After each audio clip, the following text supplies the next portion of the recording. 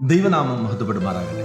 സമാധാന സന്ദേശത്തിലൂടെ എന്നെ ശ്രദ്ധിക്കുന്ന എല്ലാ പ്രിയപ്പെട്ടവർക്കും വീണ്ടും വരുന്നവനായ ക്രിസ്തുയേശുവിന്റെ നാമത്തിൽ എൻ്റെ സ്നേഹവന്ദനം. ലൂക്കോസിന്റെ സുവിശേഷം 9-ാം അധ്യായം അതിൻ്റെ 1 മുതലുള്ള ഭാഗങ്ങളിൽ അവൻ 12 വരെ അടുക്കൽ വിളിച്ചു. സകല ഭൂതങ്ങളുടെ മേലും വ്യാധികളെ സൗഖ്യമാക്കുവാനും അവൻ അവർക്ക് ശക്തിയും അധികാരവും കൊടുത്തു. ദൈവരാജ്യം പ്രസംഗിക്കുവാനും രോഗികൾക്ക് സൗഖ്യം വരുത്തുവാനും അവരെ അയച്ചു പറഞ്ഞത്, വഴിക്ക് വടിയും പൊക്കണവും അപ്പവും പണവും ഒന്നും എടുക്കരുത്, 2 ഉടുപ്പും അരുത്. എൻ്റെ താഴോട്ട് യേശു കർത്താവ് ഒത്തിരി കാര്യങ്ങൾ ശിഷ്യന്മാരോട് പറയുന്നുണ്ട്. അവിടെ പറഞ്ഞ ഏറ്റവും പ്രധാനപ്പെട്ട ഒരു ഭാഗം, കർത്താവ് അവരിലേക്ക് ഒരു അധികാരത്തെ കൈമാറുകയാണ്. ഈ ലോകത്ത് വാഴുന്ന ചില പൈശാചിക മണ്ഡലങ്ങളുടെ മേൽ, ചില കുടുംബങ്ങളെ അടക്കി ഭരിക്കുന്ന, ചില വ്യക്തികളെ അടക്കി ഭരിക്കുന്ന, ചില തലമുറകളെ അടക്കി ഭരിക്കുന്ന, ദൈവം ആഗ്രഹിക്കുന്ന നിലയിൽ എഴുന്നേൽക്കാൻ കഴിയാതെ ചില ജീവിതങ്ങളെ വരിഞ്ഞു മുറുക്കി വച്ചിരിക്കുന്ന ചില ഭൂതത്തിൻ്റെ മേൽ, ചില രോഗത്തിൻ്റെ മേൽ, വ്യാധികളുടെ മേലൊക്കെ കർത്താവ് അവർക്ക് അധികാരം കൊടുക്കുകയാണ്. അധികാരം കൊടുത്തിട്ട് പറയുന്നു, ദൈവരാജ്യത്തെ നിങ്ങൾ പ്രസിദ്ധപ്പെടുത്തണം.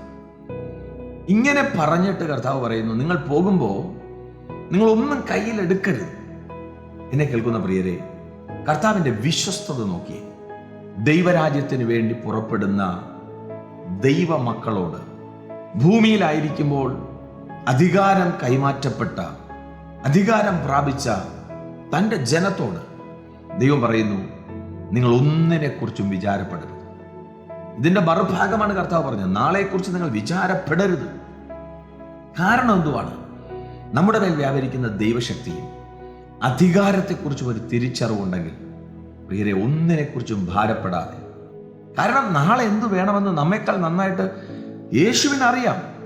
അതുകൊണ്ട് തന്നെ നാളത്തെ ദിവസത്തോട് ദൈവം കൽപ്പിച്ചിട്ടുണ്ട്.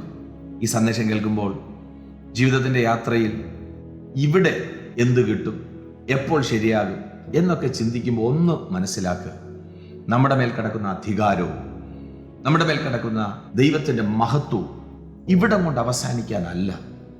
ഉയരത്തിലുള്ളൊരു ഭവനത്തിന് വേണ്ടി നമ്മൾ ഒരുങ്ങുമ്പോൾ, ചിലരെ കൂടി ക്രിസ്തുവിന് വേണ്ടി നേടേണ്ടതിന് നമ്മെ ആക്കി വച്ചിരിക്കുന്ന ഒരു അധികാരം, അത് ദൈവരാജ്യത്തിന് പ്രയോജനപ്പെടുത്തുവാനും ഭൂമിയിലുള്ള താൽക്കാലികമായ മെറ്റീരിയൽസിന് വേണ്ടി കിടന്ന് അടിപിടി കൂടാതെ, താൽക്കാലികമായ സുഖങ്ങൾക്ക് വേണ്ടി, വസ്ത്രത്തിന് വേണ്ടി, വാഹനത്തിന് വേണ്ടി വല്ലാണ്ടങ്ങ് ഓടാതെ, ദൈവം പറഞ്ഞിരിക്കുന്ന അധികാരത്തോടെ ദൈവരാജ്യത്തിൽ പ്രയോജനപ്പെടുന്നവരായി ആത്മാവിൽ സഞ്ചരിപ്പാൻ ദൈവം കൃപ ചെയ്യട്ടെ.